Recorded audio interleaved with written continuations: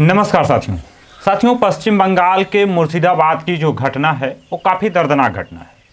पश्चिम बंगाल के मुर्शिदाबाद में जो दंगा हुआ है, जो विरोध प्रदर्शन के दौरान जो वहाँ हिंसा हुई है, वो बिल्कुल यह निंदनीय है और ममता बनर्जी सरकार को जो है इस पर जवाब देना चाहिए। हालांकि ममता बनर्जी सरकार ने इस पर जवाब दिया, लेकिन जिस तरीके से उन्होंने पेश आया है, इस तरीके से जो है कोई भी दंगाई शांत नहीं होने वाले हैं। और पश्चिम बंगाल की दंगा को लेकर बीजेपी जो है वहाँ पर सवाल खड़ा की है। बीजेपी का कहना है कि यहाँ राष्ट्रपति शासन लगना चाहिए और यदि यहाँ निष्पक्ष चुनाव कराना है तो राष्ट्रपति शासन लगाकर ही जो है निष्पक्ष चुनाव हो सकता है, क्योंकि पश्चिम बंगाल में 1 साल बाद जो है चुनाव होना है, 1 साल बाद वोटिंग होनी है। और पश्चिम बंगाल में मुर्शिदाबाद में, यानी पश्चिम बंगाल के एक जिले मुर्शिदाबाद में जो हिंसा हुई है वह वक्फ बोर्ड बिल कानून को लेकर जो है विरोध प्रदर्शन हो रहा था, जिसके दौरान जो है वहाँ पर हिंसा हो गई है, जिस पे जो है ममता बनर्जी सरकार पूरी तरीके से फेल दिख रही है। अब यह मुर्शिदाबाद की घटना पहली बार की घटना नहीं है, कई बार ऐसा जो है हो चुका है और ममता बनर्जी सरकार वहाँ पर जो है पूरी तरीके से फेल दिखती है। लेकिन बीजेपी जो अवसर तलाशने का, आपदा में अवसर तलाशने का काम करती है, क्योंकि जैसे ही मुर्शिदाबाद में हिंसा होती है विरोध प्रदर्शन के दौरान काफ़ी लोगों की जो है घर छोड़ने की खबर निकल के आती है और कई घर जलने की खबर निकल के आती है, उसमें बीजेपी अपना अवसर तलाशती है और कहती है कि पश्चिम बंगाल में राष्ट्रपति शासन लगना चाहिए। लेकिन बीजेपी को यह नहीं भूलना चाहिए कि मणिपुर में जिस तरीके से घटना हुई, जिस तरीके से हिंसा हुई, 1.5 साल तक मणिपुर जलता रहा। मणिपुर की हिंसा लगभग 2 साल होने को हुए, बहुत जल्द में ही जो है वहाँ के मुख्यमंत्री द्वारा इस्तीफा दिया गया। जहाँ डबल इंजन की सरकार थी, केंद्र में भी जो है बीजेपी की सरकार है और राज्य में भी बीजेपी की सरकार थी, वहाँ पर जिस तरीके की हिंसा हुई, लोगों की हत्याएं की गई, लोग मारे गए, 2 समुदायों में आपस में लगातार जो है भिड़ते रहे। प्रधानमंत्री की इतनी हिम्मत नहीं हुई कि वो मणिपुर जाकर लोगों से बातचीत करें और वहाँ के जायजे को लें, राष्ट्रपति शासन लगाकर वहाँ की कानून व्यवस्था ठीक करने का काम करें। वहाँ बीजेपी को न तो राष्ट्रपति शासन याद आता है और न ही जो है संविधान याद आता है, न ही किसी तरीके का जो है बात याद आती है। लेकिन पश्चिम बंगाल में जो घटना हुई वाकई दर्दनाक घटना हुई और इस पर विरोध होना चाहिए, क्योंकि जो सरकार में होता है, चाहे वो किसी की भी सरकार रहे, उसके पास पूरा अधिकार होता है और वह पूरी तरीके से अपने राज्य में यदि कंट्रोल नहीं रख पाता है तो उसको मैं सीधे सीधे फेल मानता हूँ। और विपक्ष का काम होता है कि यदि किसी भी राज्य में कोई प्रकार की हिंसा होती है तो उस पर जो है विरोध दर्ज कराना और सरकार को सचेत करना, यह विपक्ष का काम होता है। और इस समय पश्चिम बंगाल में विपक्ष जो काम कर रहा है, बीजेपी जो काम कर रही है, वाकई सही काम कर रही है। बीजेपी कोई गलत काम कर रही है। इस समय यदि पश्चिम बंगाल में कोई गलत है तो ममता बनर्जी गलत हैं, क्योंकि वो कई बार की मुख्यमंत्री रही हैं और पहली एक ऐसी हैं जो पूरे राज्य की, यानी इकलौती महिला मुख्यमंत्री हैं। दिल्ली की हालांकि रेखा गुप्ता मुख्यमंत्री हैं, लेकिन दिल्ली में जो है केंद्र सरकार का भी जो है रोल होता है। लेकिन पश्चिम बंगाल में शासन व्यवस्था को लेकर केंद्र सरकार का रोल नहीं होता है और ममता बनर्जी को इस पर कड़ा रुख अपनाना चाहिए और इस पर जो है कड़ाई से पेश आना चाहिए। दंगाई चाहे कोई भी हो, किसी भी समुदाय का हो, उसके ऊपर जो है कड़ाई से शासन व्यवस्था लागू करनी चाहिए। उसको जो है दंडात्मक कार्रवाई अच्छे तरीके से करनी चाहिए ताकि आने वाले समय में दोबारा इस तरीके की हिंसा न हो। यदि ममता बनर्जी कहते हैं कि बीजेपी की चाल है या बीजेपी इस तरीके की करवाना चाहती है तो मैं सरासर गलत मानता हूं। अब बात की जाए बीजेपी की, तो बीजेपी राष्ट्रपति शासन की बात कर चुकी है। बीजेपी के नेता हैं जिनका नाम है, पश्चिम बंगाल के बीजेपी के नेता प्रतिपक्ष हैं शुभेंद्र अधिकारी, जिन्होंने कहा जहां हिंदू अल्पसंख्यक हैं, इन इलाकों में राष्ट्रपति शासन के तहत ही चुनाव कराया जाए। बंगाल की पुलिस ममता के कैडर की तरह काम करती है, निष्पक्ष चुनाव के लिए राष्ट्रपति शासन जरूरी है। ऐसा कहना है बीजेपी के शुभेंद्र अधिकारी, यानी पश्चिम बंगाल के नेता प्रतिपक्ष का। लेकिन मेरा सवाल है कि आप देखे होंगे उत्तर प्रदेश से कितनी घटनाएं निकल के सामने आती हैं। क्या कभी उत्तर प्रदेश में राष्ट्रपति शासन लागू करके चुनाव कराने की बात की गई? क्या कभी उत्तर प्रदेश में कहा गया कि अब जो है उत्तर प्रदेश के मुख्यमंत्री द्वारा यह राज्य नहीं संभल रहा है, अब यहाँ राष्ट्रपति शासन लगा देना चाहिए? क्या बिहार से कभी इस तरीके की बात निकल के सामने आई कि नीतीश कुमार से या बिहार की सरकार से जो है नहीं संभल रहा है, क्योंकि बिहार में हमने इसके पहले खबर बताई थी कि लगातार जो है पुलिस प्रशासन पर घटना होती रही, पुलिस प्रशासन को जो है पुलिस प्रशासन पर अटैक होता रहा और कई अधिकारी क्रम बाय क्रम जिनकी हत्या कर दी गई। कभी वहाँ राष्ट्रपति शासन की बात की गई, राष्ट्रपति शासन लागू करके चुनाव कराने की बात की गई। उत्तर प्रदेश के उन इलाकों की बात की जाए जहाँ पर बीजेपी को लगता है कि हमें वोट नहीं मिलेगी या जहाँ पर मुस्लिम बाहुल्य एरिया हैं, वहाँ पर चुनाव के समय जो खबर निकल के आती है, जो वीडियो निकल के आते हैं, उसको देखने के बाद आपने कभी सोचा कि यहाँ क्यों नहीं बीजेपी कहती है कि राष्ट्रपति शासन लागू करके चुनाव कराना चाहिए, या यहाँ की पुलिस चुनाव लड़ने के बजाय बीजेपी के कार्यकर्ता बन के काम करती है? आपने कभी सोचा कि यहाँ क्यों नहीं राष्ट्रपति शासन लगना चाहिए?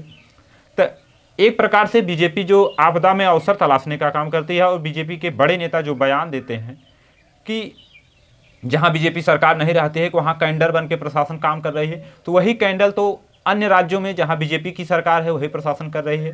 तो वहाँ आपका क्यों नहीं मांग होता है कि प्रशासन इस तरीके की कार्रवाई न करे, इस तरीके का काम न करे? क्योंकि लोकतांत्रिक देश है और यहाँ सबको आज़ादी है अपने मत की और अपने हिसाब से जो है लोगों को चुनने की। तो क्यों दबाव बनाया जाता है, लोगों को निकलने नहीं दिया जाता है?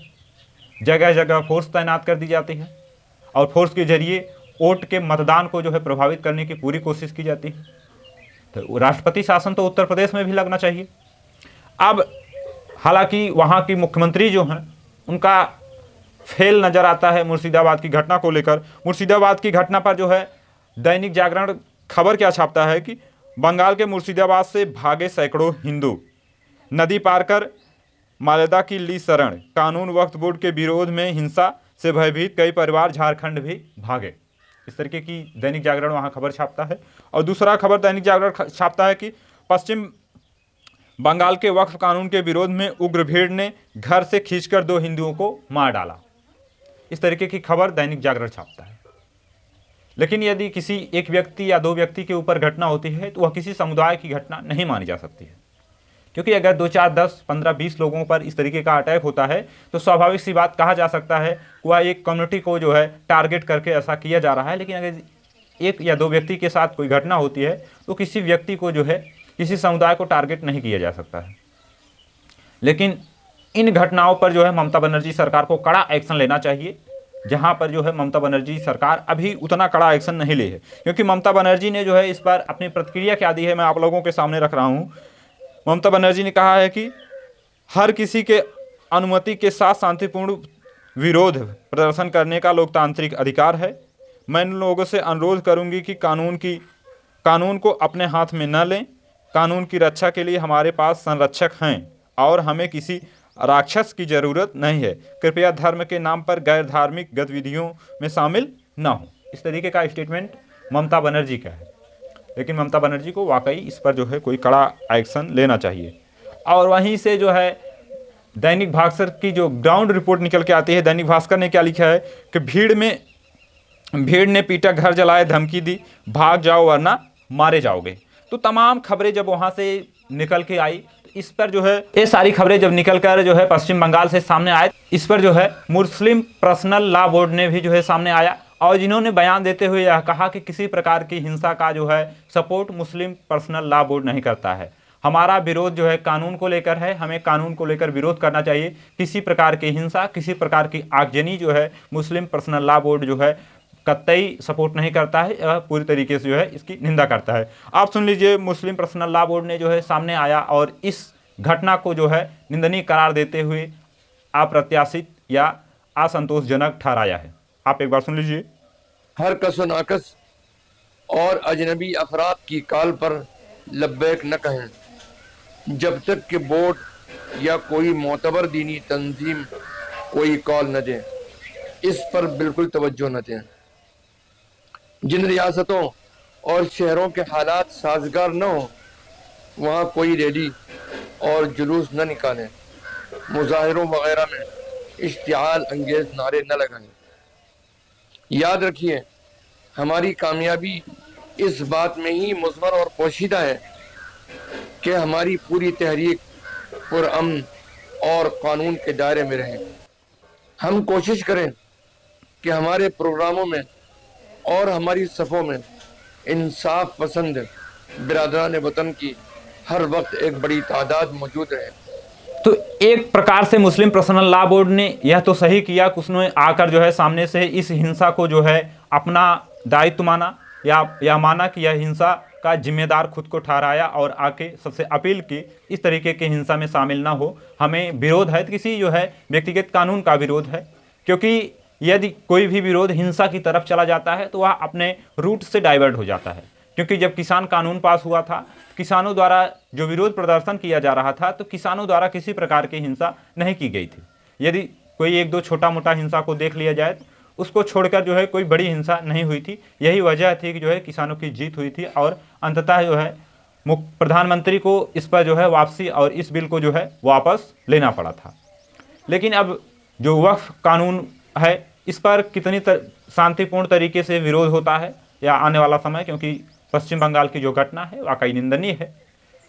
मेरा सवाल है प्रधानमंत्री से, मेरा सवाल है हर राज्य के मुख्यमंत्री से, क्योंकि यदि आपको 2 दिन में राष्ट्रपति शासन याद आ जाता है तो आपको जो है मणिपुर को देखना चाहिए।